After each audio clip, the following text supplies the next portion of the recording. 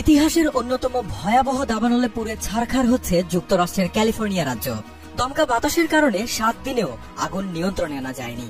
বন বিভাগ থেকে ফায়ার ডিপার্টমেন্ট, বিজ্ঞান গবেষণা কেন্দ্র থেকে শুরু করে সামরিক প্রযুক্তি প্রতিষ্ঠান সবাই যেন এক মহাযুদ্ধে নেমেছে আগুনের বিরুদ্ধে।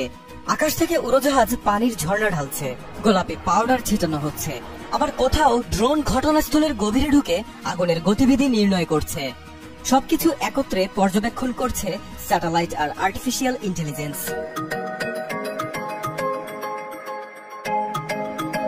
দাবানল নিয়ন্ত্রণে উভচর বিমানের ব্যবহার এক ঐতিহাসিক পরীক্ষিত কৌশল। এক্ষেত্রে সবচেয়ে কার্যকরী ধরা হয় কানাডায় তৈরি সুপার স্কুপার বিমানগুলোকে। প্রতিবার এটি প্রায় 6000 লিটার পানি নিয়ে একেবারে ঝর্ণার মতো আগুনের উপর ঢেলে দেয়। বিশেষ করে বড় কোনো জলাশয় বা সমুদ্র উপকূল থেকে মাত্র 12 সেকেন্ডে পানি ভরে ফিরে আসতে পারে এই বিমান। এবারের ক্যালিফোর্নিয়ার দাবানলে বোম্বার্ডিয়ার 415 মডেলের 4টি সুপার স্কুপার ছুটে বেড়াচ্ছে আগুন নেভাতে। পাহাড় ও দুর্গম এলাকার মধ্যেও এরা যথেষ্ট দক্ষতায় কাজ করছে। তাদের পাশাপাশি হেলিকপ্টার ও অন্যান্য আকাশযান থেকে পানি, ফোম ও রাসায়নিক ছেটানো হচ্ছে।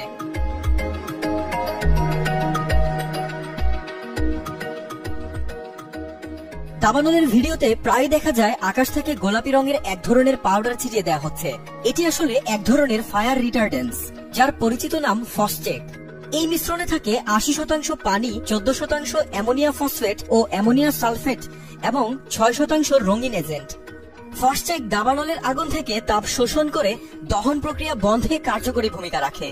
গোলাপি রঙের কারণে খুব সহজেই বোঝা যায় কোথায় কোথায় এই রাসায়নিকটি ছেটানো হয়েছে। সাধারণত বনাঞ্চল ও শস্য ক্ষেত্রে এগুলো স্প্রে করা হয়, যাতে আগুনের শিখা অন্যত্র ছড়িয়ে পড়তে না পারে।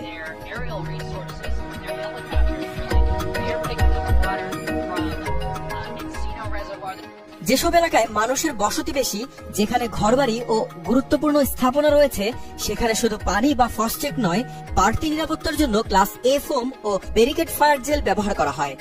এই ফোম ও জেল আগুনের নিকটে এসে দ্রুত স্ফীত হয়ে অক্সিজেনের পথ বন্ধ করে দেয়, আগুনকে কার্যকরভাবে ঢেকে রাখে। দীর্ঘ সময় ধরে আর্দ্রতা ধরে রাখার কারণে আগুন নতুন করে জ্বলে ওঠার আশঙ্কাও অনেক হ্রাস পায়।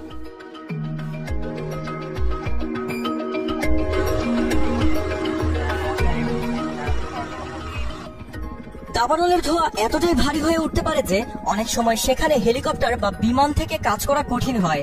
এ সময় ড্রোন হয়ে ওঠে সবচেয়ে নির্ভরযোগ্য হাতিয়ার।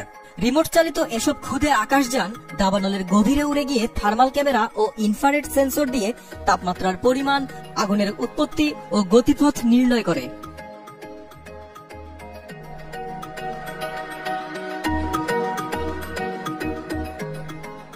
অদ্ভুত কিন্তু কার্যকর একটি কৌশল হলো নিয়ন্ত্রিত আগুন সৃষ্টি করা। এজন্য ড্রোন থেকে পিংপং বল আকৃতির দাহ্য বস্তু ফেলা হয়। এগুলো আগুন ধরিয়ে দেয় নির্দিষ্ট অঞ্চলে, যেন বড় দাবানলটির পথে ফাঁকা বা নিঃশেষিত অঞ্চল তৈরি হয়, যা আগুনের বিস্তার ঠেকায়। একে ফায়ার ফাইটাররা ব্যাক বার্নিং পদ্ধতিও বলে থাকেন।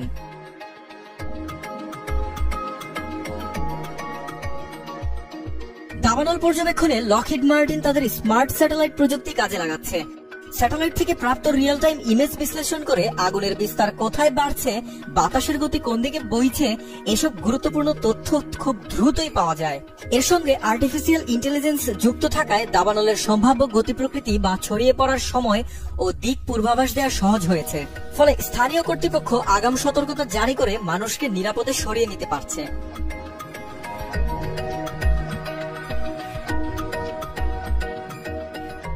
কিছু রিপাবলিকান নেতা দাবানল নিয়ন্ত্রণে ক্লাউড সিডিং এর পরামর্শ দিয়েছেন।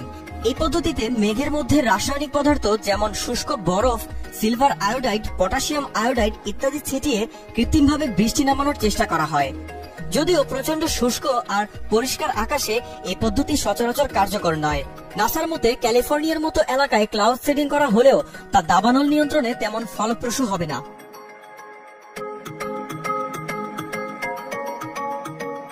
তবে গবেষকরা বলছেন সামনের দিনে হয়তো আবিষ্কার হবে এমন সব প্রযুক্তি যা আগে থেকে আগুনের সম্ভাব্য এলাকায় পানির আস্তরণ বানিয়ে রাখবে বা গাছের পাতায় বিশেষ রাসায়নিক স্প্রে করে তাদের আরো প্রতিরোধী করে তুলবে। অথবা আগে থেকে স্যাটেলাইটের মাধ্যমে বিজ্ঞপ্তি মিলবে, অতি দ্রুত মানুষও সরে যাবে নিরাপদ স্থানে। সেদিন হয়তো আগুনের সঙ্গে লড়াইটা হবে আরো ছোট, আরো নিয়ন্ত্রিত, ঘটবে আরো কম প্রাণহানি, একই সাথে সম্পদের ক্ষয়ক্ষতিও হ্রাস করা যাবে।